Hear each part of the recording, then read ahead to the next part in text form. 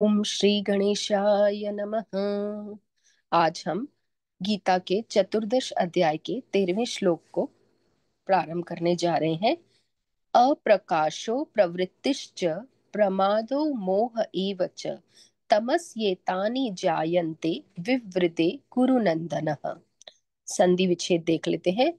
अप्रकाशः अप्रवृत्तिः च प्रमादः मोह एव च तमसि एतानि जायन्ते विवृते कुरु नन्दनः। अन्वय कैसे होगा इसका? अप्रकाशः अप्रवृत्तिः च प्रमादः, च एंड के लिए लिया जाता है, यानी सर्वप्रथम आया जो तमोगुण के प्राणी होते हैं उनके भीतर जब ये तमोगुण की वृद्धि हो जाती है तो कैसे लक्षण दिखाई देते हैं। सर्वप्रथम अप्रकाशः अप्रवृत्ति च प्रमादः, आगे च मोह एवह, जो पीछे वाला च है उसको आगे लेके आना है। च यानी एंड, अप्रवृत्ति के बाद च स्वतः ही लगा हुआ है। प्रमादः, प्रमाद और मोह के बीच में प्रमाद और मोह, तो और के लिए च डाल देंगे। प्रमाद च मोह एव तमसि एतानि जायन्ते विवृते कुरु नंदनः। एक एक पद को लेते हैं। जब तमोगुण की वृद्धि होती है, किसको बता रहे हैं? अर्जुन को। अर्जुन को कैसे संबोधन किया जा रहा है? कुरु नंदनः, जो कुरुवंशियों का पौत्र है, जो कुरुवंश में उत्पन्न हुआ है, जिसका कुरुवंश में जन्म हुआ है, ऐसा है अर्जुन। तमसि एतानि जायन्ते विवृते कुरु नंदन। तमसि विवृते, तमसि विवृते, तमसि विवृते यानी तमोगुण की वृद्धि। जब तमोगुण की वृद्धि होती है, एतानि जायन्ते, एतानि यानी ऊपर की जो मैंने सारी वृत्तियां बताई हैं उनकी उत्पत्ति हो जाती है, वे वहां पर प्रकट हो जाती हैं। तमसी विवृद्धे एतानि जायन्ते, तमोगुण की वृद्धि से एतानि ये सारी वृत्तियां उपजाती हैं यानी प्रकट हो जाती हैं। कौन कौन सी है?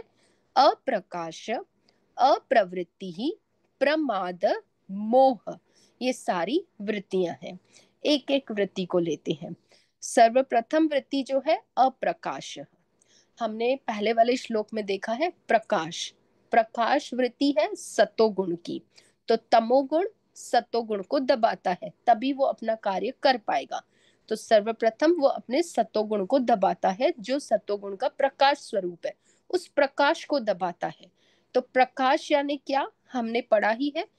कर्म इंद्रिय, ज्ञान इंद्रिय, अंतःकरण, इन सब में चेतना होती है। परमात्मा के चिदाभास से, रिफ्लेक्शन से इनमें अपनी एक चेतना होती है, अपनी एक शक्ति होती है, अपना एक प्रकाश होता है। लेकिन जब तमोगुण की वृद्धि होती है तो यह इनका प्रकाश दब जाता है तमोगुण के प्रभाव में, और इनकी चेतना धीरे धीरे कम हो जाती है, इनका प्रकाश कम हो जाता है। यानी उनके भीतर जो उत्साह है इंद्रियों में काम करने का, इंद्रियों की जो रुचि है वो कम हो जाती है। तो उत्साह कम हो जाता है, चेतना कम हो जाती है, शक्ति कम हो जाती है। उनके भीतर ज्ञान, हम इंद्रियों के द्वारा, सेंसेस के द्वारा बाहर के विषयों को सेंस करते हैं, उनका नॉलेज लेते हैं और उनके नॉलेज को भीतर लेके आते हैं। फिर उसी नॉलेज से हम कर्म इंद्रियों के द्वारा कार्य करते रहते हैं। ऐसे सारा दिन हमारा कार्य चलता रहता है। लेकिन जब तमोगुण की वृद्धि होती है तो ये सारी चीजें स्टॉप हो जाती हैं, यानी भीतर ज्ञान भी नहीं आता, और न ज्ञान आने के कारण कर्म इंद्रियां भी प्रवृत्त नहीं होती हैं। यानी ज्ञान इंद्रियां भी आलसी हो जाती हैं, कर्म इंद्रियां भी आलसी हो जाती हैं, अंतःकरण में भी कोई चेष्टा नहीं रहती किसी भी कार्य को करने की। यानी ये सब अप्रकाश के कारण होता है। वहां पर चेतना ही नहीं है, वहां पर प्रकाश ही नहीं है, वहां पर ज्ञान ही नहीं है। तो न किसी चीज को समझने की इच्छा होती है, न किसी को सिमरन करने की इच्छा होती है, न किसी को बोध करने की इच्छा होती है। तो ऐसे जो बच्चे होते हैं तमोगुणी, वो अप्रकाश में होते हैं, पढ़ते नहीं है, उनको पढ़ाओ तो भी उनको समझ में नहीं आता, उनकी प्रवृत्ति नहीं होती है काम करने में, कुछ भी उनको बोलो तो वो बैठे ही रहेंगे। यह क्यों होता है? अप्रकाश। अब क्योंकि अप्रकाश है इसलिए अप्रवृत्ति है, यानी कर्म इंद्रियां प्रवृत्ति नहीं होती है, कार्य में चलती नहीं है। और कर्म इंद्रियों का कार्य कौन कराता है? रजोगुण, क्योंकि रजोगुण कर्मों में आसक्ति देता है। रजोगुण का दबाना कर्म जैसे हो जाता है, तमोगुण के द्वारा इंसान या मानव अप्रवृत्ति में चला जाता है, कोई भी कार्य करने में उसकी रुचि नहीं रहती है, लेकिन वह निरर्थक ही बैठा रहता है। हम कहते हैं कि आलसी वहीं बैठा रहेगा, कोई भी काम करेगा ही नहीं, ना उठेगा ना कार्य करेगा। तो अप्रकाश की वजह से उसकी कर्म इंद्रियां नहीं कार्य करती हैं और वह अप्रवृत्ति में चला जाता है। और धीरे धीरे इसके कारण वो क्या हो जाता है? प्रमादी हो जाता है, क्योंकि वो कोई और कार्य तो कर नहीं रहा है, यानी सार्थक कार्य तो वो कोई भी कर नहीं रहा है, तो निरर्थक कार्य करेगा। निरर्थक कार्य कौन से है? किसी की चुगली करना, किसी की निंदा करना। ये क्यों करता है? क्योंकि तमोगुण अज्ञान है। तमोगुण भीतर एक खिन्नपन देता है, बिल्कुल एक क्लिष्टपन देता है। उसको खत्म करने के लिए भीतर उसको कहीं ना कहीं से आनंद चाहिए। वो आनंद कहाँ से लाता है? ये निरर्थक कार्य करने में, प्रमादी कार्य करने में। प्रमादी कार्य कौन से है? या तो किसी की चुगली कर देना, हाँ खुशी मिल जाए, निंदा कर लेना, किसी की हिंसा कर लेना। हिंसा वाणी से भी होती है, तो वाणी से हिंसा कर लो, भले किसी को मारो नहीं, क्योंकि मारने के लिए कर्म इंद्रियों का प्रयोग करना पड़ेगा। पर तमोगुणी किसी को मारते भी नहीं है, क्योंकि वो हिंसा ही भीतर से करते हैं, अंदर से ही, मन से ही किसी के लिए अनाप शनाप बोलते रहेंगे, फालतू सोचते रहेंगे, किसी के गुण दोषों को विचार करते रहेंगे भीतर। ऐसे हिंसक होते हैं भीतर से, यानी कहते हैं कि ये गूढ़ बहुत जहरीले होते हैं। व्यसन, किसी भी व्यसन में लगा रहेगा, जुआ में, ताश में, चौपड़ में, आजकल के मोबाइल्स पे रमी गेम्स आ रही हैं, वीडियो गेम्स आ रही हैं, सिनेमा को चला जाएगा, क्लब्स में चला जाएगा, यानी इन सब निरर्थक कार्यों में वो अपनी प्रवृत्ति को रखेगा। और यह प्रवृत्ति भी उसकी कोई बहुत ज्यादा प्रवृत्ति नहीं होती है, क्योंकि व्यसनों में एक स्वतः ही निद्रा रहती है, एक स्वतः ही आलसपन रहता है, तो उसको वहां से आनंद की प्राप्ति होती है। हर जीव आनंद के पीछे ही भाग रहा है। तो इसी तरह ये तमोगुण वाले अपना आनंद प्रकट करते हैं ये निरर्थक कार्य करके, प्रमाद। और इन सब से क्या हो जाता है? वे मोहित हो जाते हैं, वे उसी में आसक्त हो जाते हैं। मोह क्या है? अज्ञान, अज्ञान की परिभाषा। वे सदा ही इस अज्ञान में चलते हैं, अविद्या में चलते हैं। उनका धीरे धीरे जो विवेक का कार्य है वो बिल्कुल खत्म हो जाता है, बंद हो जाता है। वहां पर प्रकाश नाम की कोई चीज ही नहीं होती है, कंप्लीट अंधकार होता है उनके जीवन में, टोटली अविद्या होती है। जैसे ये जड़ योनियां होती है, पशु योनियां होती है, उनको कोई भी विद्या नाम की चीज नहीं है, क्योंकि उनके भीतर अंतःकरण ही नहीं होता, वे स्वभाव से ही तमोगुण है। लेकिन मानव अपना पतन करता है इस तमोगुण को अपने जीवन में आश्रित होकर। तो इसलिए तमोगुण का कभी भी आश्रय नहीं लेना चाहिए। अगर हम तमोगुण का आश्रय लेकर जीवन व्यतीत कर रहे हैं तो यह पशु जीवन से कम नहीं है, यह जड़ योनियों का जीवन है।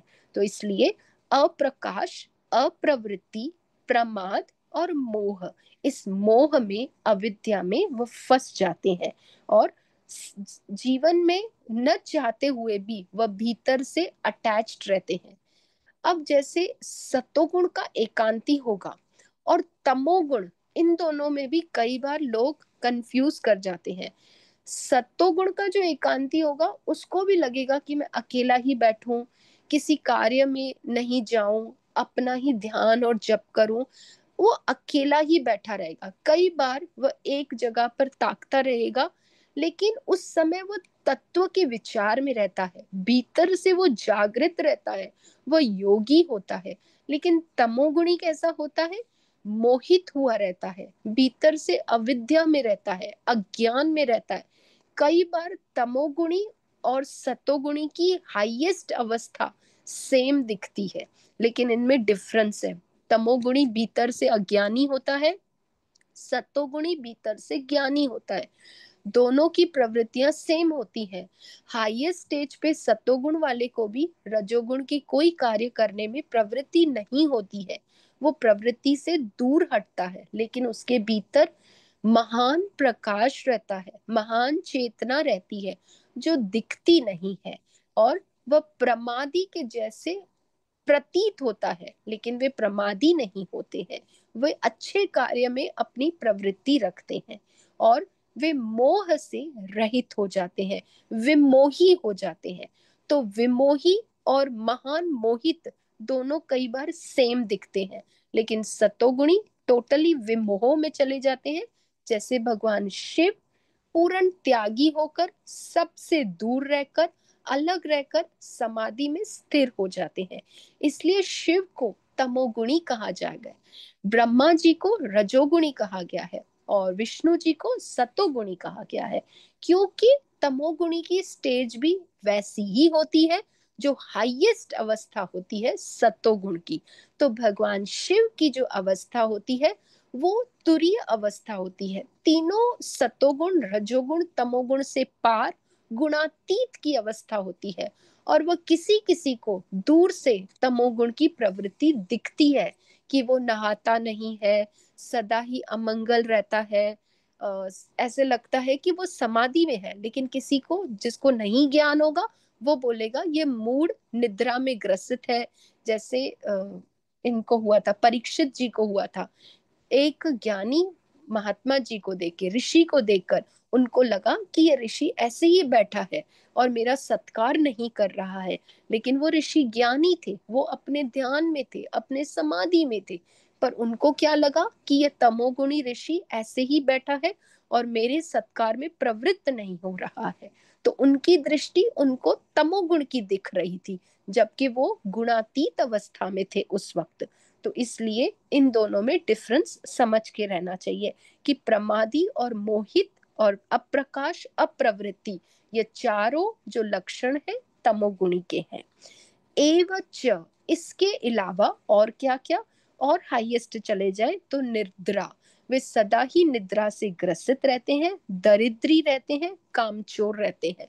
कभी भी काम करने में उनकी प्रवृत्ति नहीं रहती है, वे कामचोर रहते हैं, काम से सदा ही भागना चाहते हैं और अपना जीवन निरर्थक व्यतीत करते रहते हैं। और इस पृथ्वी पर बोझ की तरह इस पृथ्वी के ऊपर अपना पाप बनाते रहते हैं। पृथ्वी भी व्यर्थ ही उनके बोझ को ढोलती रहती है।